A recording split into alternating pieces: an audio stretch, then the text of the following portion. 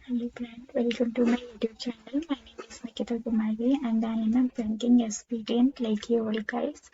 कल मेरे IBPS PO की प्री एग्जाम हुई अक्टूबर 20।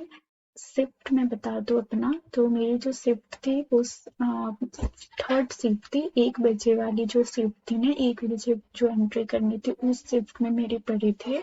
ठीक है, तो जो थर्ड शिफ्ट की थी, तो मैं अपने पेपर की ओवरव्यू पहले दे दूं। तो पेपर की लेवल जो थी वो सही थी।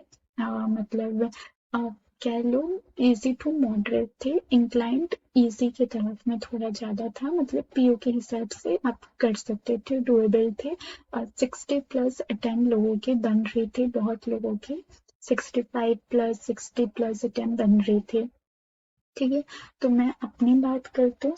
तो मेरी अटेम्प्ट जो है 60 नहीं हो पाई, मतलब 60 क्रॉस हुई नहीं। मेरी अटेम्प्ट जो रही, मैं 1 मिनट में अपनी अटेम्प्ट आप लोगों को बता दूं। तो मेरी जो अटेम्प्ट रही रीजनिंग में 19 रही।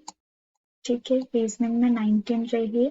प्रॉब्लम यहाँ आ गई कि मैं 2 पजल कंटिन्यू की, मतलब एक पजल की नहीं बना, फिर दूसरी पजल में जंप मारी। जो वो एक पजल थी ना, जो कलर वाली जो थी, असम में, बिहार में और एक गोवा में, शायद तीन तीन वाली जो थी, तो उसमें मतलब मेरा पजल वो सब हो गया था। लास्ट में ग्रीन एंड येलो को बिठाना था, जो मेरा हो नहीं रहा था। मेरे को समझ ही नहीं आया था वो ग्रीन और येलो की, मतलब उस, या तो वो पॉसिबिलिटी में हो रही थी या फिर मेरा पजल रॉन्ग बन गया था। मुझे समझ नहीं आ रही थी, तो मुझे वहाँ मतलब मुझे लगा शायद रॉन्ग बन गया, तो मैं फिर आगे बढ़ गई।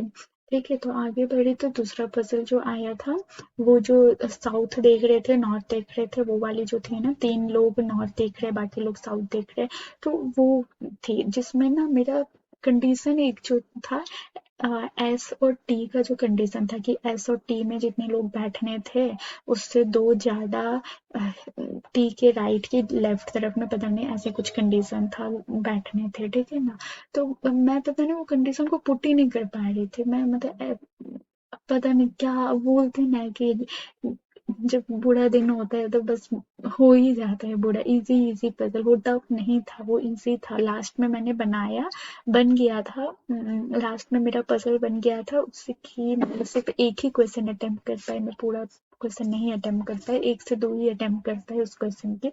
उस वो ही 2 पजल की वजह से मेरा पूरा मतलब पूरा पेपर खराब गया। ठीक है, तो मैं मतलब रीजनिंग मेरा 19 अटेम्प्ट हुआ है, जबकि रीजनिंग अच्छी थी, करने लायक थी, और लोग इसमें 30 अबोव भी कर रहे थे, और पर्सनली ये 30 अबोव करने लायक थी पेपर। ठीक है, रीजनिंग में।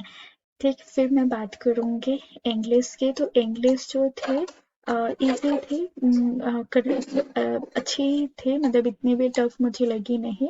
कुछ एक दो क्वेश्चन जो थे फ्रेजल क्लोज स्टेज में जो थी, वो थोड़ी सी मुझे कंफ्यूजन लगी थी। 2-3 जो फिलअप्स थे कंफ्यूजिंग लगी, मतलब बहुत ही ना नियर वाली ऑप्शन लग रही थी, मतलब ये ऑप्शन भी सही लग रहा था, ये ऑप्शन मतलब बहुत मुझे ऐसा लगा। तो मैं मेरे ख्याल से पता नहीं, अब जिसकी इंग्लिश बहुत स्ट्रांग रही होगी तो उनके लिए बहुत ही अच्छा है, और ऑन एन एवरेज इंग्लिश भी ठीक ही था। ठीक है, तो मेरी 22 अटेम्प्ट हुए। फिर हम बात करेंगे क्वांट की। तो क्वांट में जो मेरी अटेम्प्ट रही 17 रही। ठीक है, 17 रही। 17 से लेके 20 तक जो मेरी शिफ्ट में लोगों ने अटेम्प्ट की है, 20 तक अटेम्प्ट हुआ है 20। और लोग जो बहुत स्पीड चलते हैं जिनका, हाँ, तो वो 20+ भी अटेम्प्ट करते हैं। ठीक है, तो अगर मैं एवरेज कैंडिडेट को लेके बात करूँ, जो एवरेज स्टूडेंट्स जो होते हैं उनकी बात करूँ, तो 17 से 20 के बीच में मेरे ख्याल से सही है। इंग्लिश पे मेरा 22 फिर भी सही है, 22-25 तक जो लोग करते हैं ठीक है। रीजनिंग में मैं बहुत ज्यादा डाउन हो गई, क्योंकि मैं पर्सनली वो 2 पजल की वजह से मैं बहुत ज्यादा मतलब कांपना स्टार्ट कर रहे थे, अपने आप को काम डाउन कर रही थी। ठीक है, तो मतलब बहुत ज़्यादा प्रॉब्लम हो गया था। बट ठीक है, चलो अब जो हुआ सो हुआ। तो मेरी जो ओवरऑल टोटल जो अटेम्प्ट बने वो 58 बन के आए। ठीक है, तो टोटल 58 है। अब पता नहीं, मैं एकदम कह लो अ, ये कट ऑफ के सामने हूँ, क्योंकि रॉन्ग भी इसमें कुछ होंगे। इंग्लिश का तो भरोसा ही नहीं कर सकते, कुछ रॉन्ग हो गए तो फिर और मार्क्स गिर जाएंगे। तो पता नहीं मेरे प्रे क्लियर होगा कि नहीं। बट हाँ, मेरे शिफ्ट में लोग 60 प्लस बना सकते थे। मैं ये चीज को लेके एग्री करती हूँ कि 60 प्लस इसमें बन सकता है था। ठीक है, तो ठीक है, मेरे 58 बने। आप लोग अपना अटेम्प्ट बताइएगा, शेयर कीजिएगा। और क्वांट की मैं बात करूँ तो क्वांट में अ, मैं अर्थमेटिक नहीं की हूँ एक भी, क्योंकि मैं सिंप्लीफिकेशन फिर वो नंबर सीरीज आई, तो नंबर सीरीज जो थी ना बहुत ही लंबे लंबे थे। इजी थे, इतनी भी मतलब ट्रिकी जैसे नहीं थी, ठीक थी, बन जा रही थी। लेकिन यही है कि ना बहुत ज्यादा उसमें नंबर्स थे। ठीक है, बहुत ज्यादा, कम से कम 6-7 जो है नंबर्स दिए हुए थे। वो 6-7 नंबर्स को पहचानो, उसमें से निकालो, तो ऐसे थे। और बहुत सारे ऐसे नंबर थे जो फर्स्ट में निकल रहे थे। कुछ नंबर ऐसे थे कि लास्ट में उसके रॉन्ग नंबर जो निकल रहे थे वो लास्ट वाले में निकल रहे थे। तो आपको पूरा लास्ट तक मतलब कि अब वो उसको सॉल्व करने में टाइम लग रहा था। वो बड़े बड़े नंबर आए थे, नंबर मतलब छोटे थे।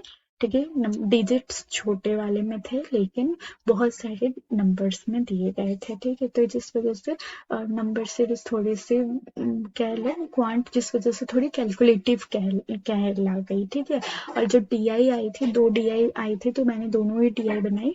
तो दोनों ही डीआई की जो क्वेश्चन की लेंथ थी वो बहुत बड़ी बड़ी थी, मतलब बहुत सारी कंडीशन कर करके क्वेश्चन सॉल्व करनी पड़ रही थी।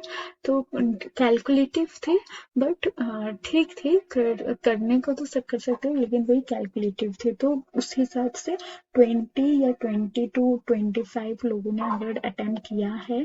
17 मेरा भी, मेरे ख्याल से 17 अटेम्प्ट भी ठीक है, उतना गंदा नहीं बोलूंगे जैसे पेपर था। लेकिन जिसका 20 या 20 प्लस अटेम्प्ट है तो वो तो बहुत अच्छा किया है।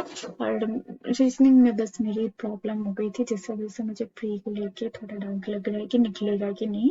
बट ठीक है, आप लोग अपने अटेम्प्ट बताइएगा, आप लोगों का क्या अटेम्प्ट रहा। ठीक है, तो मैं अपने शिफ्ट लिख दूँ। तो मेरी जो शिफ्ट पड़ी थी ना कल, थर्ड शिफ्ट पड़ी थी 20 अगस्त की। थर्ड शिफ्ट पड़ी थी 20 अगस्त की। ठीक है, सॉरी 20 अगस्त को भी 20 को थर्ड शिफ्ट पड़ी थी। ठीक है, तो आप लोग अपने शिफ्ट भी बताइएगा।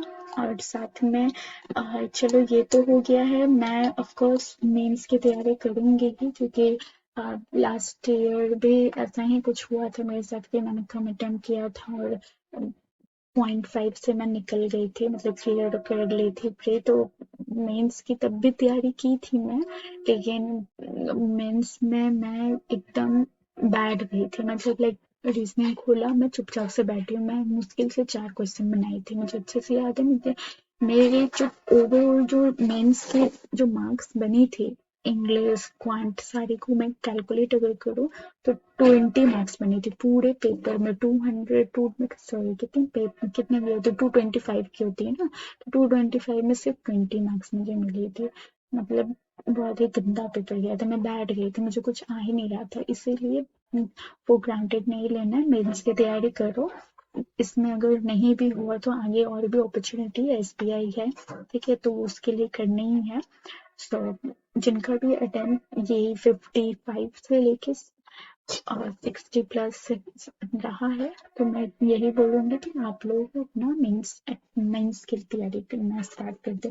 और करंट अफेयर की अगर मैं बात करूँ तो करंट अफेयर आप 2-3 मंथ अगर लास्ट के 2-3 मंथ अगर है, मतलब लास्ट की 2-3 मंथ, मतलब नवंबर 30 को है तो नवंबर को, ठीक है, अक्टूबर को और सितंबर, ये 3 मंथ का आप एकदम मतलब घोल के पी जाओ। क्योंकि आईबीएस इस बार मतलब क्या ही बोलूँ, बहुत ही अलग खेल रहा है करंट अफेयर में। तो मेरा तो यही सजेशन है, मेंस भी तैयारी करो और ये लास्ट के 3 मंथ को जरूर आप पढ़ें। ठीक है, मैं भी ऑफकोर्स मैं भी करूंगी फॉलो। ठीक है, तो ठीक है, आप लोग अपना शेयर कर दीजिएगा क्या रहा आप लोगों का अटेम्प्ट। ठीक है, ठीक है, थैंक यू।